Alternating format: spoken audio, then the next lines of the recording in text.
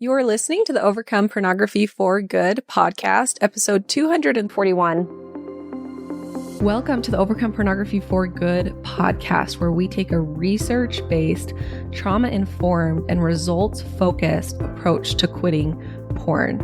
This approach has been revolutionary and changed thousands and thousands of lives. I'm your host, Sarah Brewer. Hi, everyone.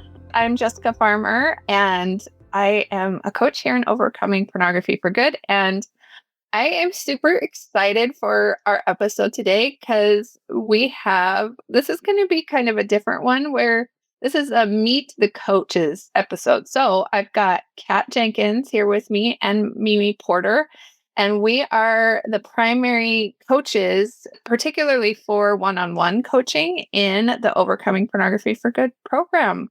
So this is going to be fun. Hi, guys. Thanks for being here. Yeah. Thanks for having us. So excited to be here today. It's so fun because we've all been on the podcast in one form or another, but this is the first time that we're all like in the same episode, which is so fun. Yeah, I'm totally excited. Awesome. Well, so since this is Meet the Coaches, I wanted to start out with us just kind of giving a little introduction to ourselves and how we came to be working in this awesome, amazing program. Kat, do you want to go first? Sure. Well, how I got to coaching initially was kind of a roundabout way. I feel like I got here in a much different way than a lot of people, and maybe that's not necessarily true, but that's my own story right now. Like, I was working at a bank for 9 years, and I just was feeling like, I don't know, like this non-purpose. Like I was like, I'm going to work, I'm helping people sort of with their money, but it just didn't feel very impactful. And so I just felt myself like yearning for more, looking for something. I didn't know what it was. And somebody that was just came to help one day just mentioned that she listened to podcasts. And of course I'd heard podcasts, but I'd never really listened to podcasts per se. And so she mentioned podcasts, and then I started seeing it everywhere, like people posting on their social media. I listened to this podcast, and I was like, oh, that's interesting. And Jody Moore came up, of course. And so I started kind of listening to her. And then she said, well, I got into coaching through Brooke Castillo's life coach school. And then I was like, wait, what? And so then I was like, wait, I could be a life coach? And I didn't experience life coaching before I became a life coach. I'd never been coached before in my entire life. I feel like other people had joined that world and then decided, and I just was like, well, I want something else. And so I went to the life coach school, and I became a life coach. And so I had zero experience before. So when I got there, I really felt out of place. I was like, I don't know anything. Like everybody kind of knew stuff, and I was like, I know zero. And I remember my mom, but when I was telling her I was doing this, she was just like, whoa, maybe you should think about this. And I was like, no, I've already decided. Like, this is what I'm doing. This is where I'm going. And so once I saw it, once I knew it, I was on the path, but it was not the typical path I don't think that most people took to get to life coaching. I think they experienced it before they decided they were going to be a life coach, but not me. I decided I'm going to be a life coach, and then we'll see what happens. So you just went with your gut, which is awesome. I did. And I've met so many great people, and I'm so grateful to be here in this particular program working with you ladies and all of our clients. And it's such a fun place to be. This is never where, looking back to when I started, this is never where I would have imagined that my life coaching would have taken me. But it's been such a blessing, and I'm so grateful. Yeah. And that's one thing that the three of us have in common, and also Sarah, is that we all went to the life coach school, and that's kind of how we all met, which is really fun. So we all have our certifications through there. Mimi, how about you? I kind of like you, Kat. I had never been a client of life coaching before. I definitely stumbled on it on accident. After 20 years of marriage and 6 kids, I realized there was stuff about marriage and parenthood in life that I did not know. I didn't know that I didn't know. And I started looking for answers and solutions. And at about that same time, online degrees started happening. And my degree had been on hold for my kids. And I could do it online. And so while I was studying everything about marriage and family, I just decided to get a degree in marriage and family studies. And through that, I was exposed to coaching. They kept on saying, this is something you could become a life coach with, something associated with this degree. And I was very skeptical and was like, I really turned my nose up at it. I just had no idea. I was like, no, if you're going to really help people, you have to have a master's degree. Like, I just thought. And so that was my first experience, my first exposure to whatever this crazy life coaching thing was. But then it was an option for us to do for our internship at the end of my degree. And they created a beta class for becoming a family life coach. And the first semester that I had to do it, I turned my nose up at it. I was like, no. But then in that semester, I actually learned about Jody Moore. I actually started listening to different podcasts and kept hearing about life coaching. And they had the answers that my whole degree had not given me. And I was like, oh my gosh, there's something here. So then I kind of went in kicking and screaming to that beta class. That was actually the last semester. They only offered it 2 semesters. And in there, I needed to work with some clients and be, having some experiences. And after my very first time coaching somebody, I was totally sold. And everything about it changed. But what I learned was that I wanted more than what that one semester gave me. And then that's when I learned about the life coach school and signed up. So the semester that I graduated was also the first few months of my 6-month training with the life coach school. And so it was just a perfect transition with that. So that's how I ended up with life coaching. I had no idea. I never could have guessed that I would end up here, but it has been the best thing ever. Yeah. Mimi, I did not know that about you. My story is almost identical to that. I went back to school, I got my marriage and family degree, and same thing. Like, I heard about this life coaching thing and I was like, oh, that doesn't sound real. And then the more I learned about it, and I wanted to get into that class, but it was full. And so I didn't get in. And so I just kind of started doing my own research and like finding all the podcasts and finding the life coach school and just learned as much as I could. And still because I had the goal to become a therapist. And I was kind of like going and getting my master's at the time just wasn't fitting into my life. And I couldn't figure out how to do all of the things. And so I was like, I can do this, and see, and then go back and do my master's later. And man, I just fell in love with coaching. It was amazing. And same as you, I never thought that that would happen. And actually, like now, I am working on getting my therapist license. And so I'm in that process right now, which is super fun and exciting, but I want to do both. I kind of had seen it as coaching as kind of a stepping stone toward becoming a therapist. But now, like, I can't imagine not doing both. Like, I can't imagine not doing coaching. I think it's just amazing. It's awesome. That's so fun. Stories. Great stories, right? Like how we all get here in different ways. I think it's so awesome. How did you specifically end up coming to Overcoming for Pornography for Good? Mimi, why don't you go? Okay. I was like, wait, which one? When I graduated from the life coach school, they were building up their worldwide coaching program. So for people who were not coaches themselves, but just clients. So they were hiring some of the coaches who had graduated. And so I was one of the first ones that got to be in there coaching people for the life coach school in their program called Scholars. And people who also graduated from the life coach schools, which you guys know this, they got to be part of that program for a year, more if they wanted to, and they got 20-minute sessions each week. So I was a coach doing those 20-minute sessions for people all over the world, all kinds of people, a lot of them coaches, a lot of them not coaches. And I had the privilege of coaching Sarah when she was making her decisions about what kind of coaching she wanted to do, what focus she wanted to have. And she was going through that process of, I feel like I'm want to work with people with pornography, but can you really do that with a business? And so she was just kind of in this torn place. And I had the privilege of coaching her several times.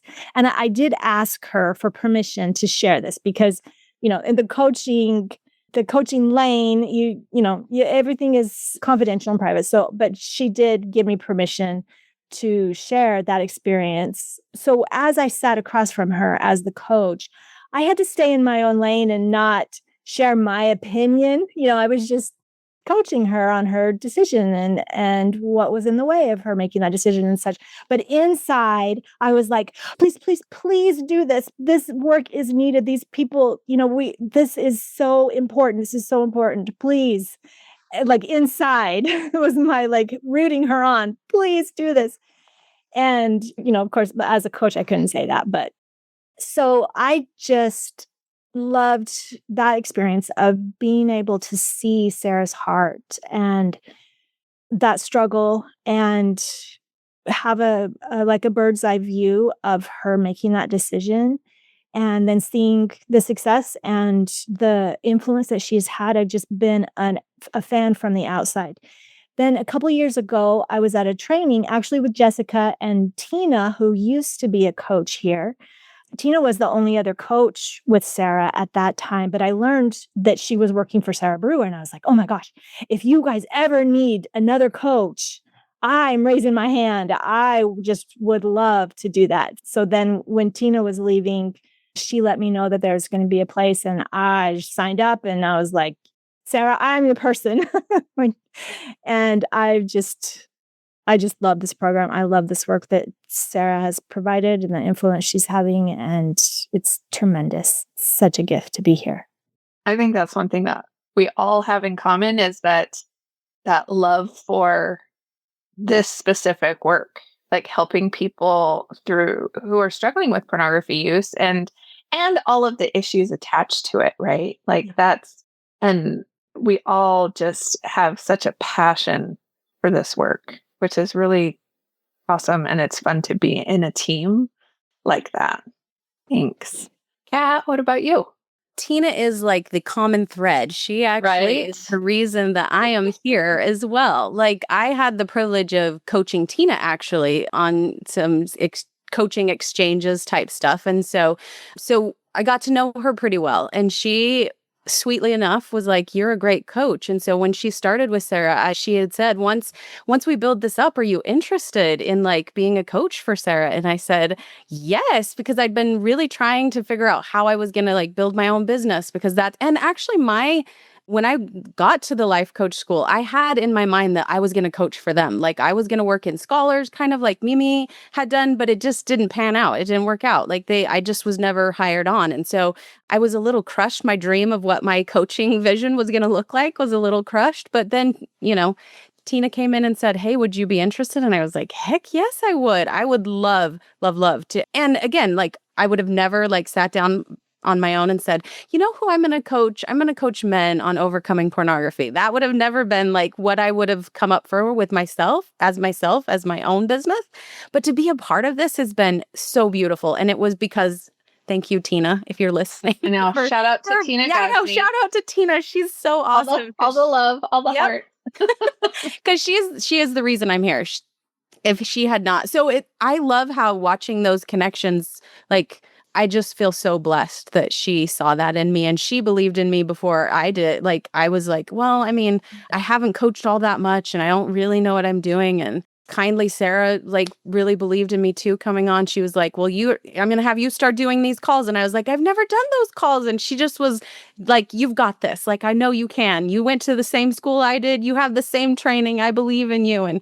And I'm like, I think I needed that at that time in my baby coaching, but to like really feel like someone believed in me. And it's just blossomed from there. And I'm so, so grateful for the reasons and the ways that I came here. And I like every day I feel so blessed to like be doing this work. So I love that. Like, and especially like we all need those people in our lives who are rooting for us. And like, because we all have those times when it's like, when we don't have that belief in ourselves. And so we like, there's so much power in having those people who are like, you're being ridiculous in a loving, kind, non-judgmental way.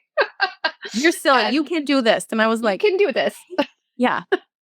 And that gives you like that little bit of like glimpse, like maybe I can do this. Maybe this is Totally. something that's like possible for me. And then it just expands and grows. And Yeah. oh, that's so good. Yeah, I came here through Tina too. She and I were friends. We met like back in when we were going through training at the life coach school together. And I had met class. we were in the same we weren't in the same like cohort in LCS, but we had met like right afterwards. We had a mutual friend who had started like kind of a study group thing, and Kat was actually in that too. And that's how I don't even remember. I don't even remember that part. Maybe that's where I coached Tina, right? But I don't remember. Yes, maybe I'm making that up. No, you're probably not. I think I was there.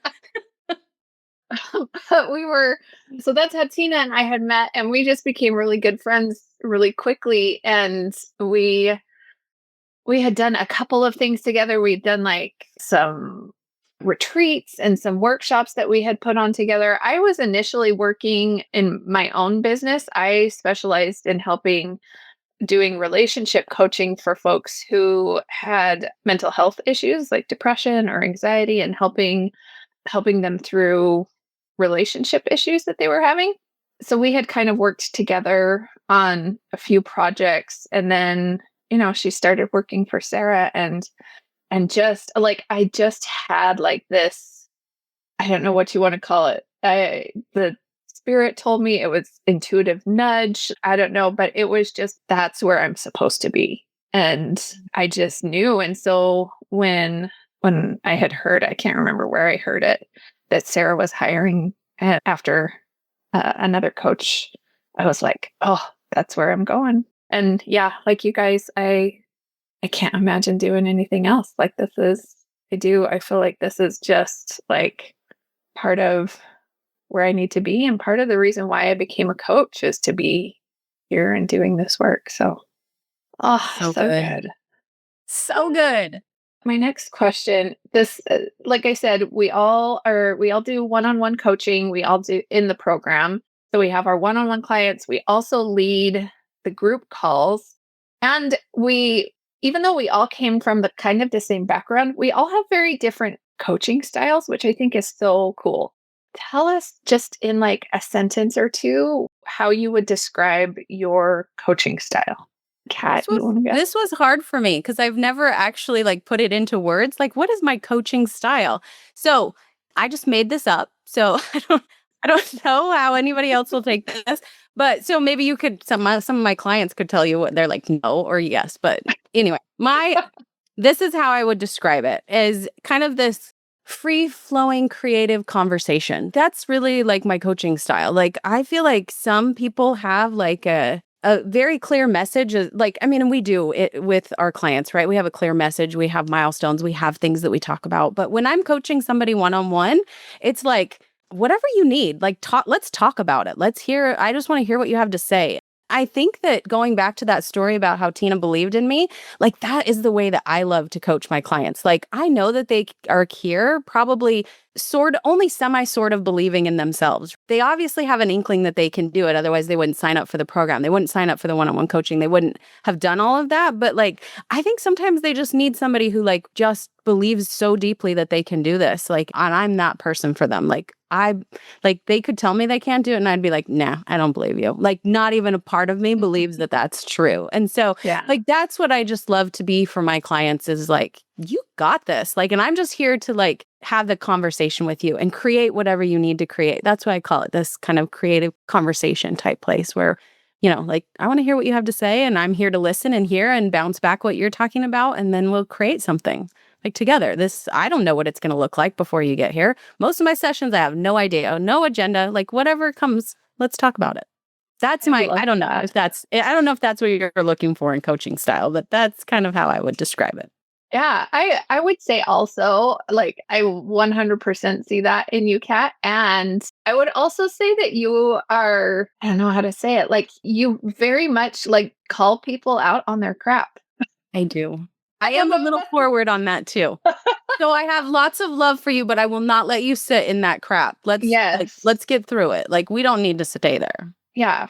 Different coaching styles resonate with different people. And that's one of the reasons why I think it's so good to have lots of different coaching styles. And like, so if you're listening to this and you're thinking about doing one-on-one coaching and you're like, I need somebody who's just not going to pull any punches, Kat's the one. I would love to be your coach.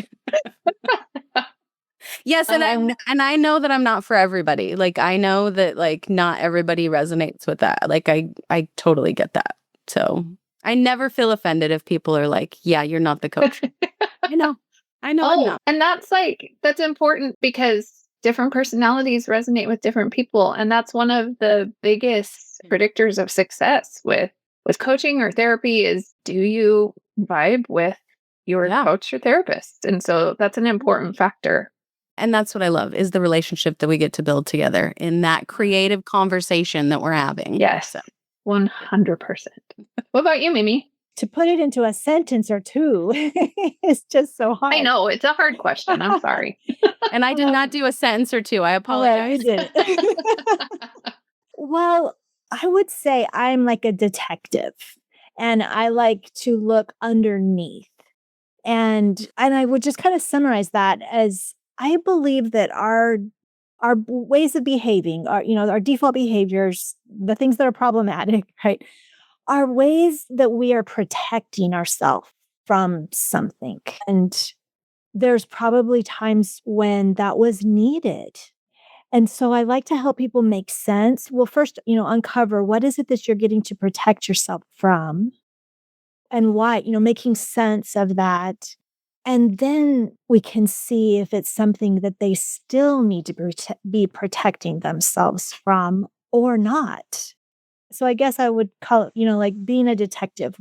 There's like what they say on the surface, but then what's underneath it? Let's look closer at that.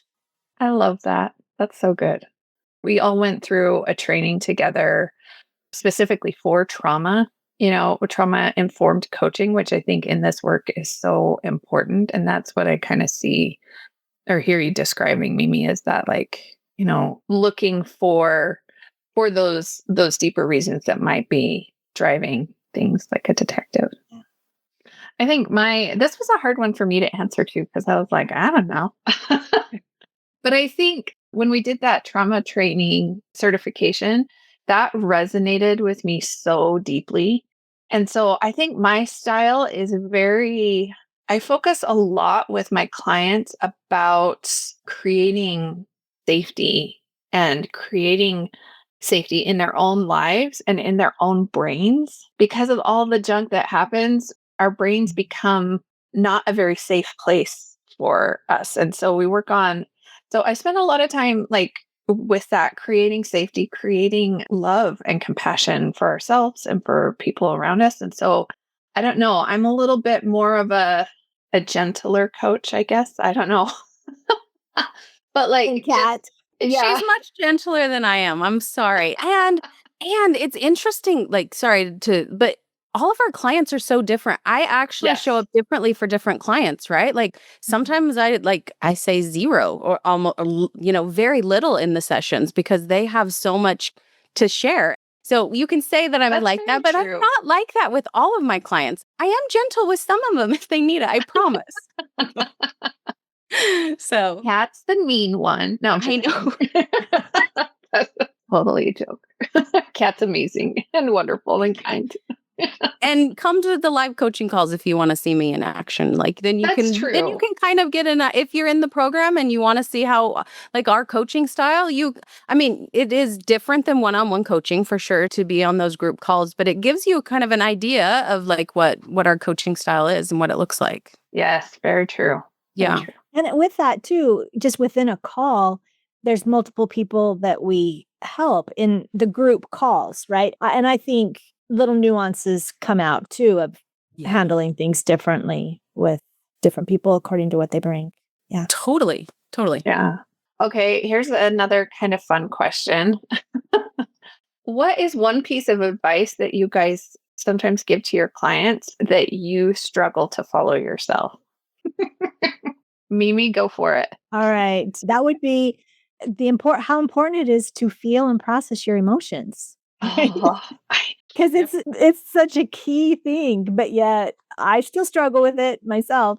And yeah, so it's a work in progress for me too. Yeah. definitely. Yeah. What about you, Kat? That's sort of like what I was going to share too, right? Like that whole processing of emotions, but like the being kind to yourself. I talk to my clients all the time about self-compassion and being kind and releasing some of those, emotions that they've been holding on to and like forgiving themselves and letting that go, right? And so I just don't do a great job of it in my own life, being kind to myself. And that's probably actually why I do a really good job of seeing it in other people, right? Like because I'm kind of struggle with it, I can be like, oh wait, Takes one to know one. you do not want to do that. That doesn't feel good. Don't do that because I know what that feels like, Yeah. I was talking to one of my clients actually about this. And for me, I do a lot of like somatic, like body work with my clients. And so one of the things that I am always encouraging my clients to do is do like meditation or mindfulness practice and like make that a part of your daily routine. And I am terrible at it. I've had a lot of like good stretches where I am really consistent doing it, but I am definitely not one of those people who are meditating every day. And I wish I was, and I'm working on it. But yeah, Need a coach, Jessica? I need a coach. Luckily, I have some good friends and I know who to call. Right. Yes. Do you want the mean one or do you want like a kind meanie? Like you have options. So, just like one last question. If you could change like one myth or one belief that you see clients coming in about this process of overcoming pornography use, what would it be? Amy?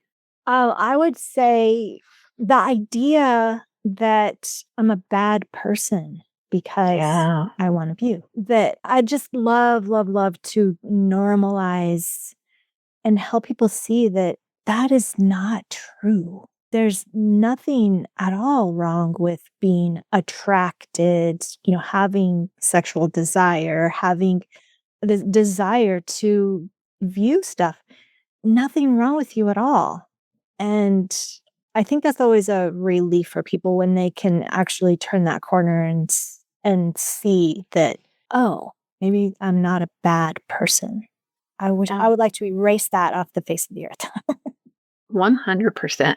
Hey, Yeah. you kind of took mine, so I'm going to have to think Oh. of another one. What do you think, Kat?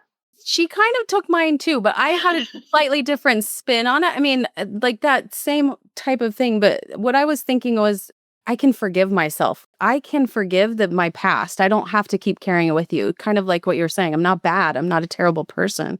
Like we don't have to keep holding on to that. And like the judgment that it closes them off to change. And so the more that they sit in like judgment, the less that they can change. And so we have to like open up to forgiving and letting go and releasing some of that so that we have room to change, room to grow, room to move. Because otherwise, I just see it all the time how stuck they get in that. And so letting go, it's okay to forgive. Even if you do it again the next day, it's totally fine that you forgive yourself. Like I hate when they sit in all of that judgment and shame. Just breaks my heart. Yeah. So on the same lines as what Mimi was saying, right? Like, you're not bad. You're not bad. Yeah, You can let it go. sure. Yeah, love that.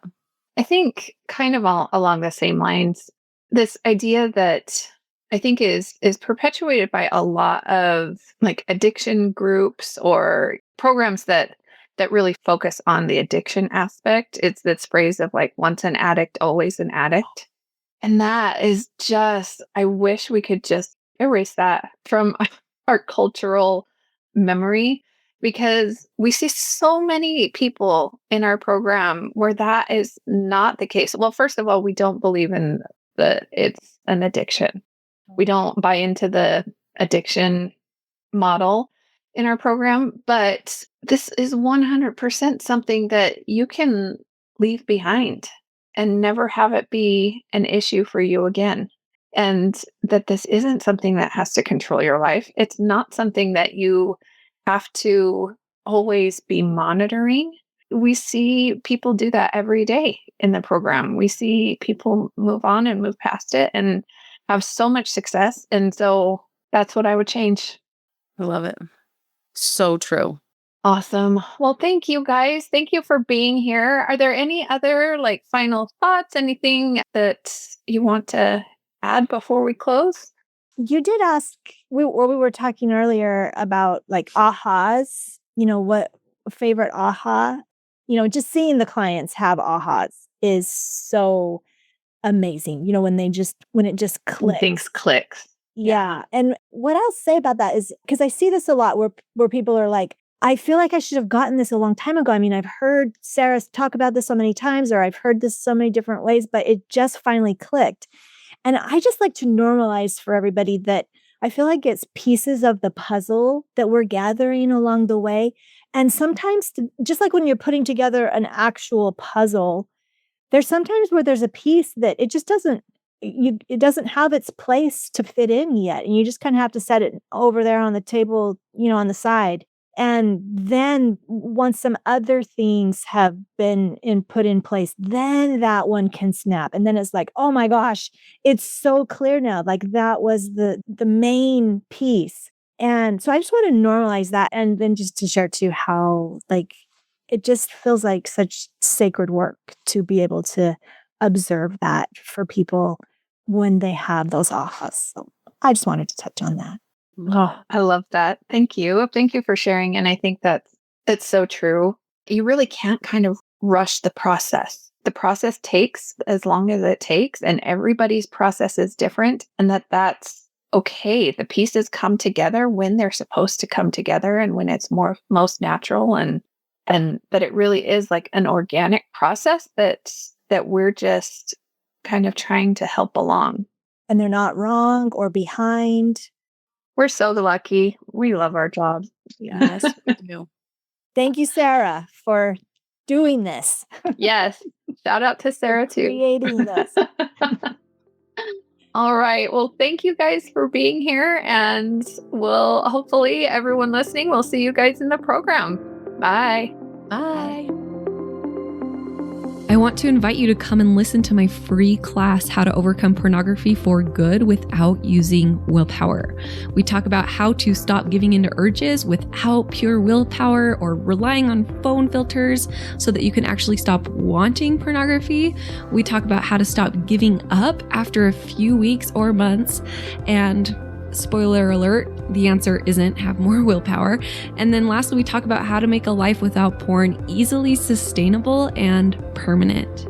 If you're trying to quit porn, this class is a game changer. So you can go and sign up at sarahbrewer.com/masterclass, and it is totally free.